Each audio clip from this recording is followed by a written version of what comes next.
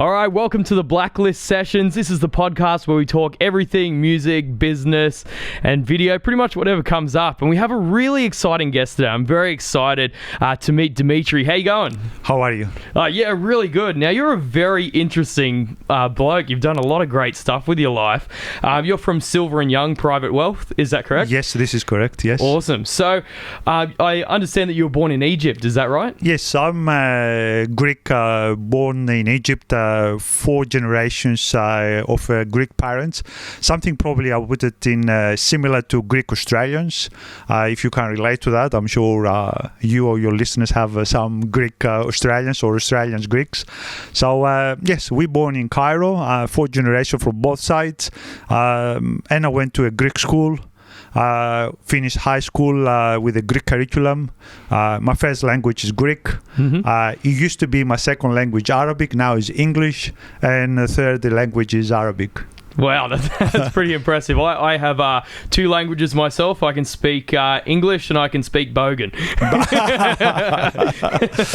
Yeah, so yeah, you spent a lot of time over in Egypt, and I understand you went to the University of Cairo. Yes. Yeah, and then you moved out to Australia. So Yes. When did you move out here? I moved 30 years ago when I was 29, close to 30. Already I was married. I had 3 children, Alex, Angelo, and Katerina. And of course, we came here to Australia as a whole family. I came 6 months before my family, just to establish a little bit myself, find a job, rent a place. And then 6 months later, my wife Irene and the kids followed me. Awesome. So what do you think were some of the biggest challenges of migrating from Egypt and then coming to Australia? The biggest challenge is, of course, is the language barrier, because I knew a little bit of English, but probably could read and write not in a bad level, but I could not really speak very well. Plus the accent, the Aussie accent, was a bit different what we taught at school. So for the first 5 years, I probably haven't read a Greek book or listened to a Greek radio or a Greek newspaper, only English, because I realized that if I don't get the language just in a proper in a level that I couldn't communicate effectively, there is no chance for me to assimilate and make a life in Australia. So first problem was the language. The second thing is that when you migrate, you lose everything really you have. A little bit of your culture, your family, your friends, everything is new. Your driving license has to be renewed. Everything is different, and it's a bit of shock on the system. Of course, we knew that, and we accepted that. And when you leave your environment that you're very comfortable, of course, you understand it's going to happen, all this. But more or less, it's still shocking the system. Definitely. Well, yeah, there's a lot of different challenges that people wouldn't even consider, like the driving license thing. I would have just figured, it'll be fine. But yeah, you have to go through the whole process and everything. So that's really interesting to hear. So You haven't always been in private wealth, though. No. When you come from overseas, you need, and you have a qualification. I had a bachelor degree in veterinary science, and I practiced there as a veterinarian for 5 years, specializing in chicken farms. So when you come here, I came as a migrant with the thinking that I will qualify my degree and practice here as a vet. This didn't happen for many reasons. There's no reason now to be negative or and do anything more than move on. And so in the first 3-4 years, it was just trying to adjust to that, to get my degree back, my education to where I was. Then I realized I couldn't. So the second part on my list was something to do with finance. So I always wanted to be a vet. First one, I want to be an archaeologist. Yep.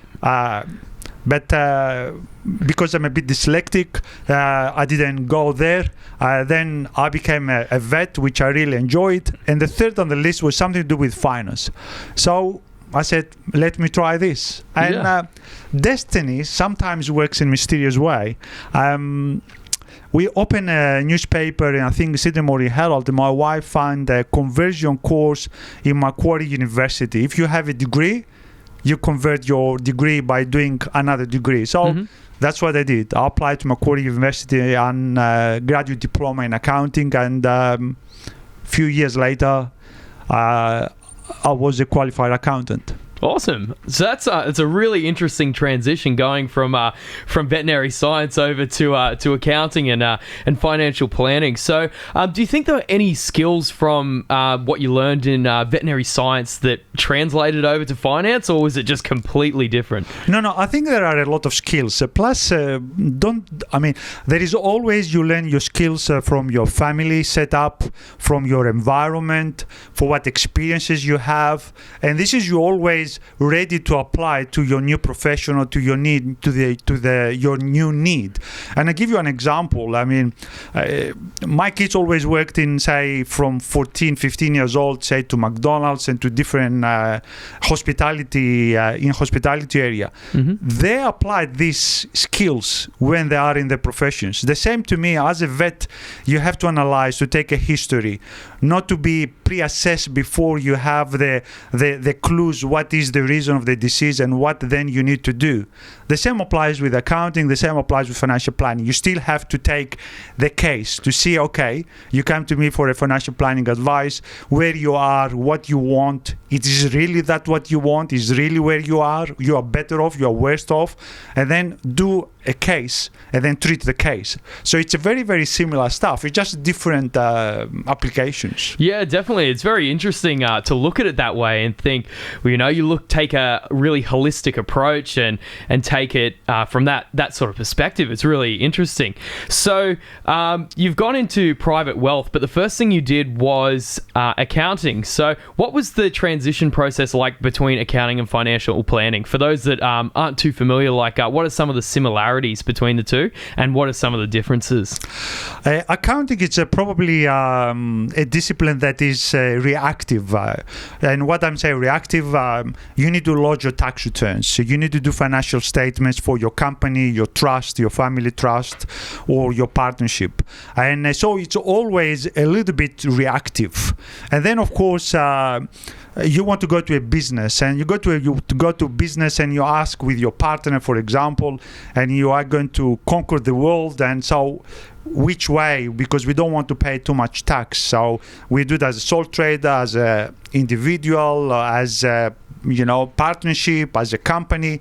So the accountants work a little bit more compliance and implementing the law. Financial planning on the other side, it is when you really want to go to the next step to create wealth, to consider your risk. Say, for example, someone in your age, say young man with a wife or a partner, 1 or 2 children, has a different risk to someone in your age who has no girlfriend, no married, and even the same job. They have different risk applies to the next 5 or 10 years. You are more vulnerable when you have little children than if you by yourself. So financial planning is a bit more of achieving your biggest goals, achieving your goals of your whole journey, not just 1 or 2 goals. It's the journey. Yeah, that's really interesting. So what are some of the people that you think really could benefit from financial planning? Look, everyone can benefit from financial planning, provided they have a bit of thinking to understand and see what they want to achieve. And unfortunately, the people who are very young, they don't think in the long term. No, they don't.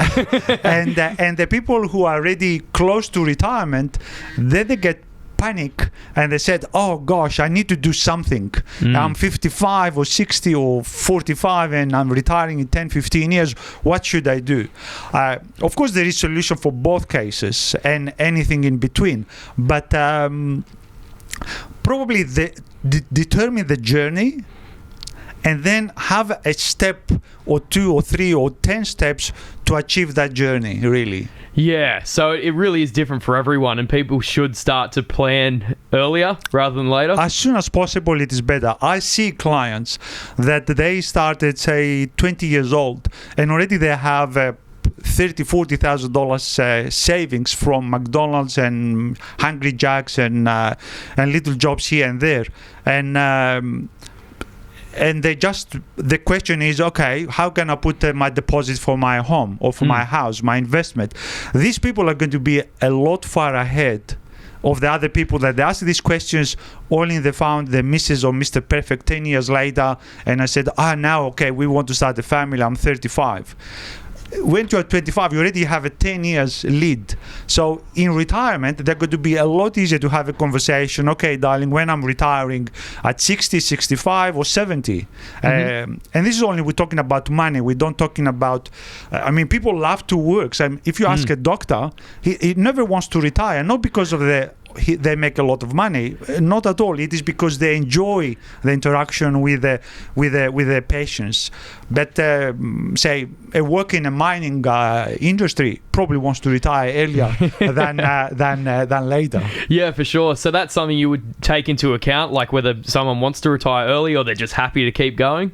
Absolutely. The aim of every interaction we have is to put the client in the best probably taxable position according to their needs.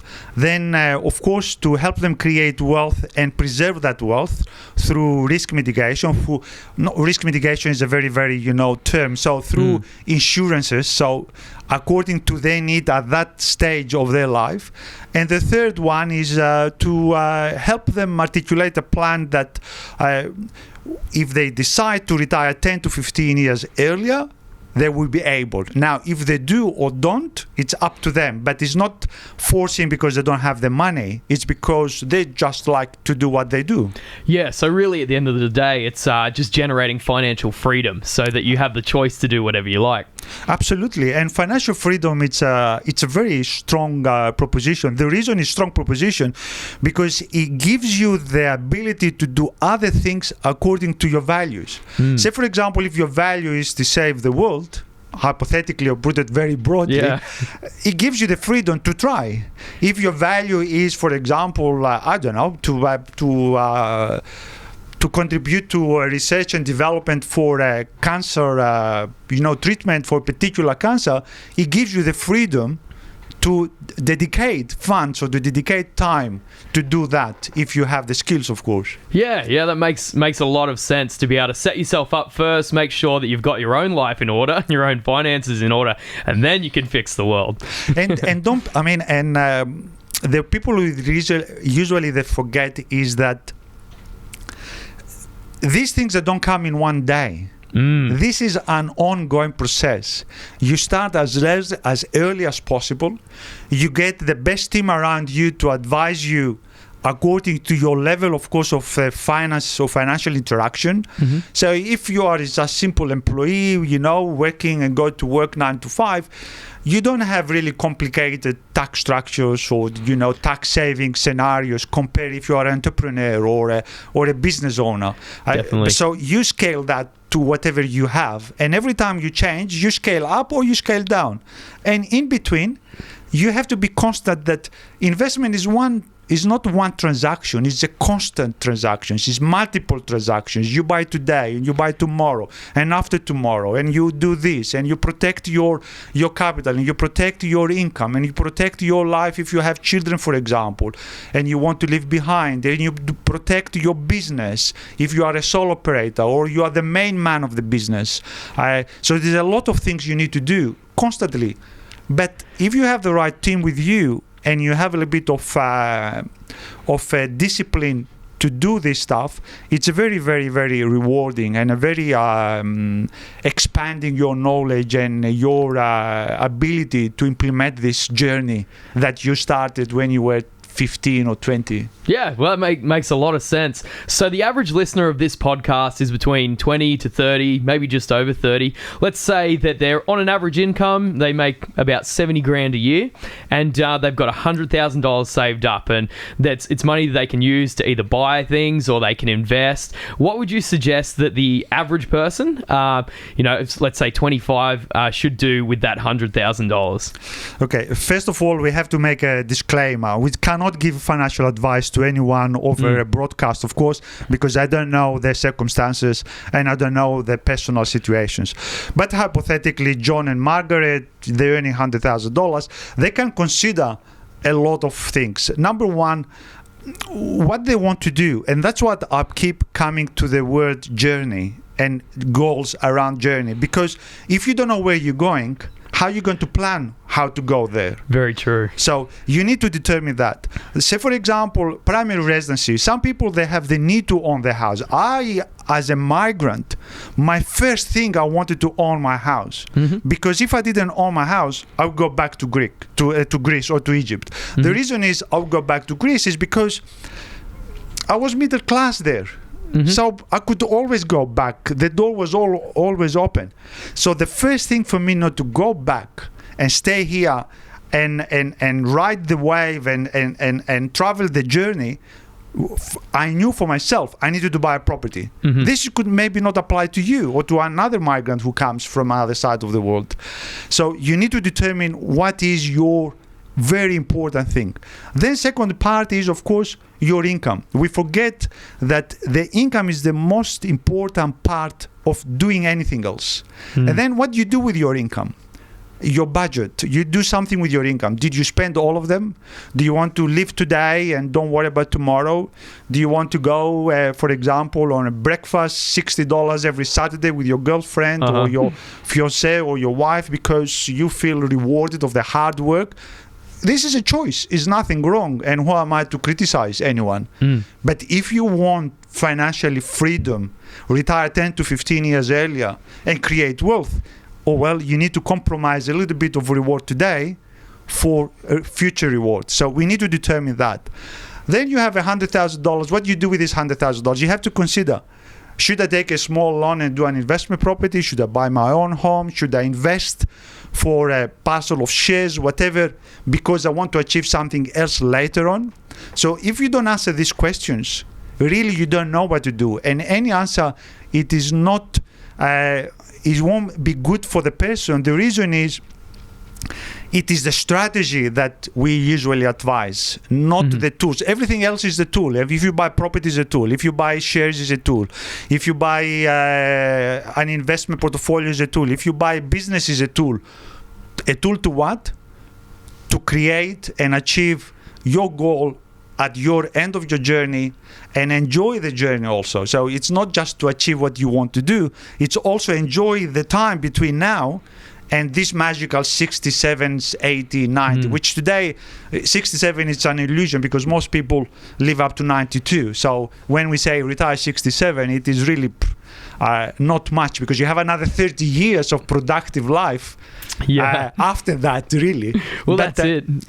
So that's, really interesting to put it that way. So the best thing would be for people to come and talk to someone like yourself and really explain their circumstances so they can get really quality advice. Absolutely. And you don't need to take the advice and implement it 100%. The reason is maybe they're not ready to implement it. Maybe they have other things in life that they need to settle. For example, a young couple, they want to get married and the priority for them is the wedding. So beyond that point, they need to do this point first and then plan for the future, because I see a lot of couples say, look, I'm marrying in 6 months time, so everything I save is there. Everything I do is that. So I understand, but it doesn't matter really. But you put the plan and you pave the way, the path to achieve that. And it takes some time, really. It takes some time to think about. And the more the couple, if it's a couple, or the individual is determined what they want to achieve, the easier it is. Yeah, for sure. So I guess what's some of the things that you think have really helped to grow your own business? Because you started as a migrant coming out to a brand new country. What were some of the key things that you think have helped you to grow the business to where it is today?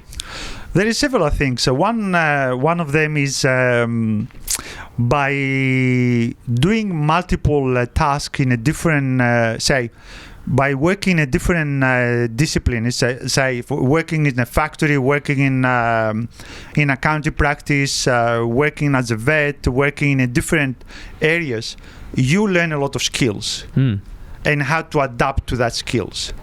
Secondly, me personally, and I'm not saying this is the right for everyone. I don't judge the book by its cover. So all the people who come to my office, I'll give the benefit that they want to benefit from my information and my knowledge and my experience, and I give 100%. Some of them, they really don't do anything. They don't want to do anything. They just want to have a chat. Yep. But some of them, they do. The other thing is that hard work and discipline, procedures, commitment, budgeting your expenses, even in a business on your personal level, not to exceed your income. So you'll be more free to invest and reinvest in your business. And very important, take advice. Because I know a little bit about this in that area, but I don't know about law. I don't know about other things. So take advice from people who are good what they do, not they say that they're good what they do. A lot of people I've seen, they take advice from parents. Parents have the best intents. I mean, who's going to love you more than your mom? There is no other person in the world is going to love you more than your mom, and if you're lucky, your dad, and probably if they're not around, your wife and your kids. So, but a lot of times we take advice from mom or dad, but mom and dad was not an entrepreneur as you are, or you are not as hungry financially as you are. Also, the values are different a little bit for what your mom's and dad values. Usually they're very similar, but a lot of times are not that similar. Yeah, well, that's right. And, you know, the economy changes so fast. Like, you go back maybe 5 years, people would have laughed at the fact that there's negative interest rates in the world. People would have thought that was crazy. Yeah. So I guess it makes a lot of sense to be talking to people that are doing what you want to do. Like, I tend to listen to a lot of people that are really wealthy and have a great life, because I want to make sure that that's where I'm headed. So for me, it's really important to take advice from people that are professionals in the field and have a really good insight into what's going on in the world, in the field. Another very important factor is, which I mentioned before, is to continuously invest. Continuously invest in small parcels. This gives you 2-3 advantages. One, by continuously invest in a small stuff that you understand, what it gives you this exposure.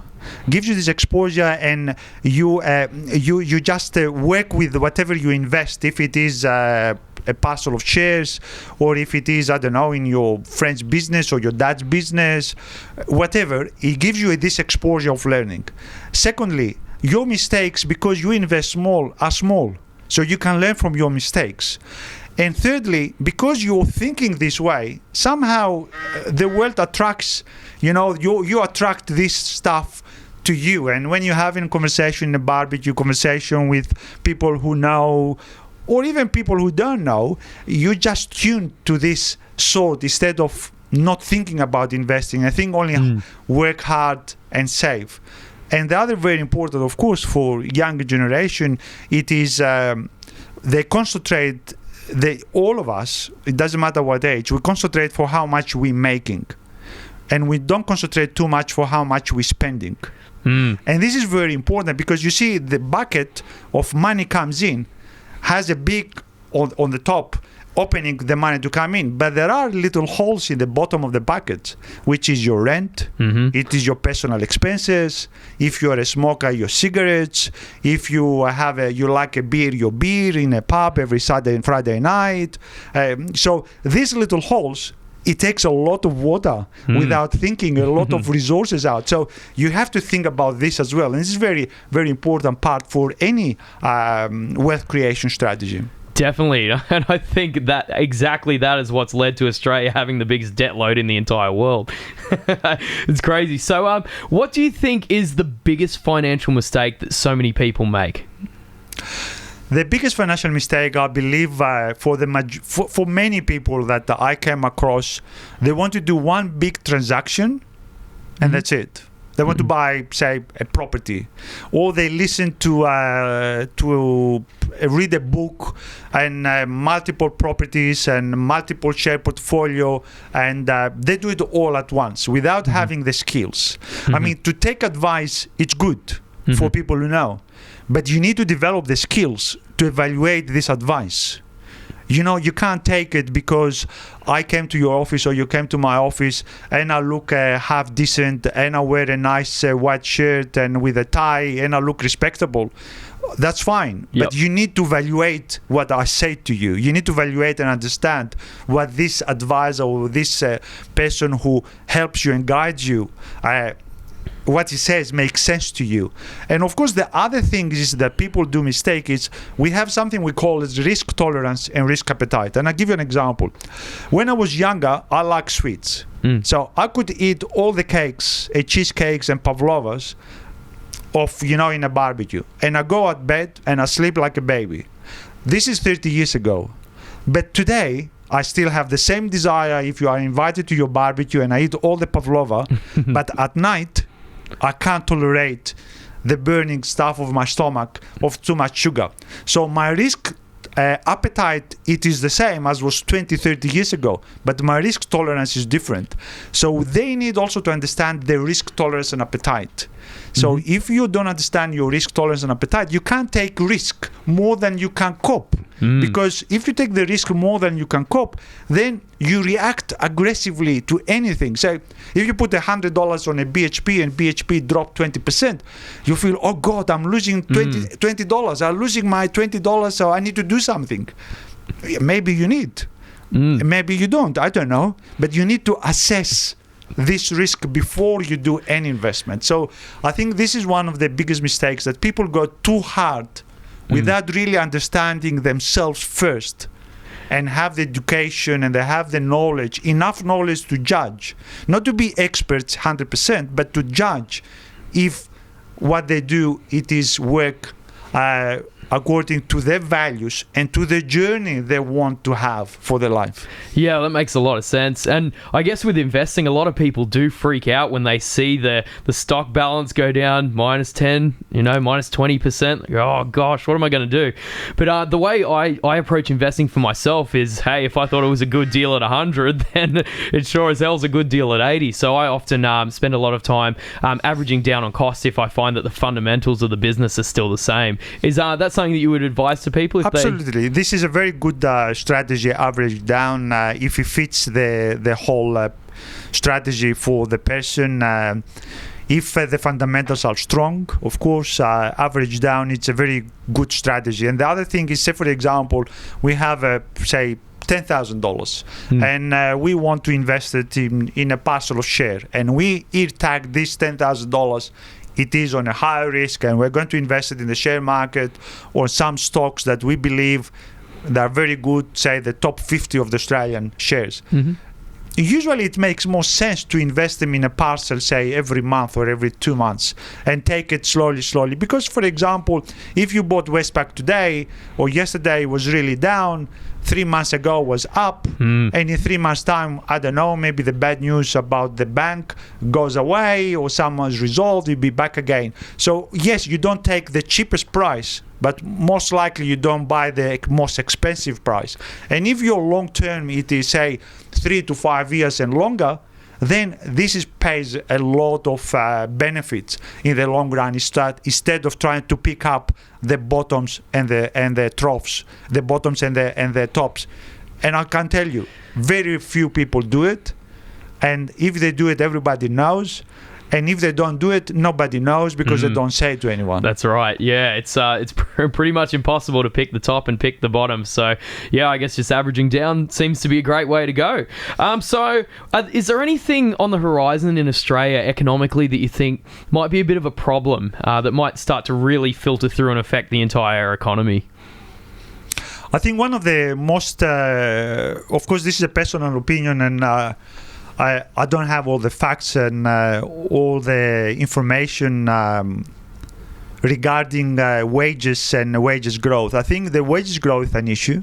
The wages growth is an issue, and I can feel it from our industry or the financial industry. There is a lot of pressure to outsource to overseas. And I'm thinking to myself, say for example, in our practice, I need to employ Jay, for example, to be a senior or a junior accountant. But if I have a competitor in Philippines or in India or in Taiwan or in Laos or in Vietnam, which is they're very popular, with half of his wages, how his wages going to grow? And how he's going to buy more property, and how he's going to buy more shares, and how he's going to buy more insurances to protect his family, and how he's going to do more things to the level, to the standard of level, to the standard of living he wants to have. So yeah, I don't have the solution. I don't know, but I find that the job growth, it is really very, very tricky with the globalization of the whole world now. I mean, my wife is an interpreter of Greek and English, and now it's very easy to get an interpreter from over the network and from the internet, Upwork, for example, and get someone to interpret a page, and then suddenly you're very much in competition with the world. Is this good? No, really, in the long run, because we upskill and we're still smart country and we're still positive, and we had always this somehow. But it is really a stress factor for the economy. Yeah, definitely. I would really love to see Australia start to innovate a lot more. I think we've lost a lot of that to overseas, and I think if that could come back, I think that could spur a lot of job growth in some industries that are quite challenging and really difficult to replicate, because there's so many incredibly smart people in Australia that have developed so many amazing things over the years. I feel if maybe the government, private enterprise spent a little bit more money on the R&D side, I think we could bring a lot of that back. Absolutely. I have a family member in my very immediate family that he was very involved in research and development in university in fiber optics, and they cut government after government after government after government. The last 3-4 governments, they cut the R&D dramatically, and the universities cut. And so you could see the person is a doctor, a PhD, and a great researcher. He fills more files and more documents to get a grant, so to continue his research and development. So what is the flow and effect to the Australian development? And at the end of the day, we don't have a chance to succeed if we're not smarter.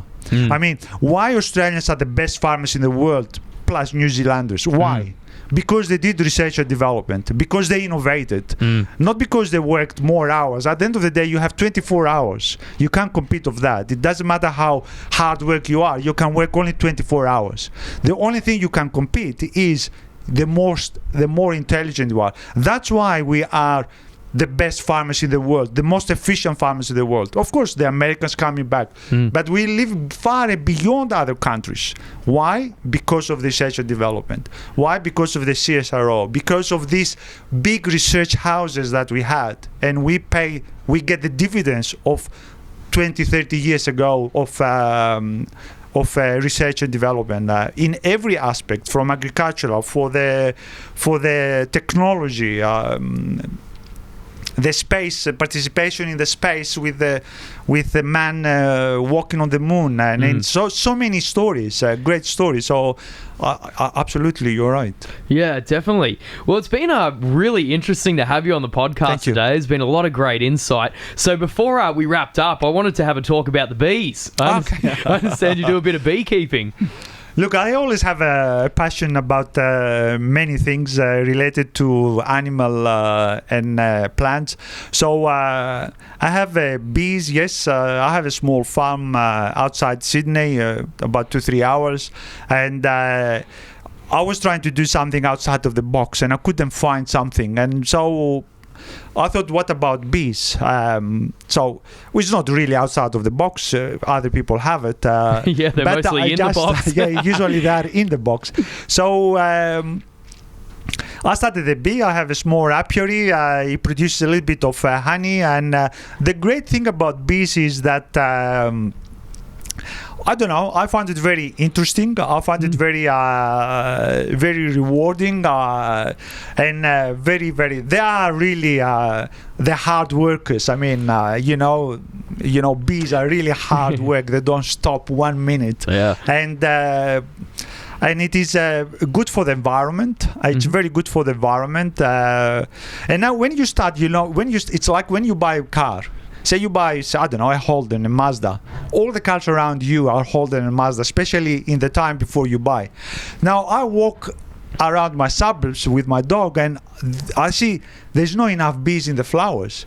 There's no this. I notice. Yeah. But before, a few years ago, I didn't notice. So bees is very, very they're really under stress themselves. So always liked the subject. So I did some courses to learn more, and I applied them, and it's very rewarding. And I really suggest if someone has the time and the effort, he likes to put the effort and the space. It's very rewarding. Awesome. Oh, I'm glad to see that someone's looking after the bees. I think we need them.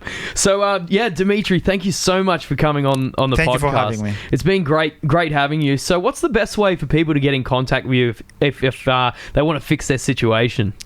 The best probably way is to call Silver and Young Private Wealth or 96007760. Ask for Dmitri or Earl.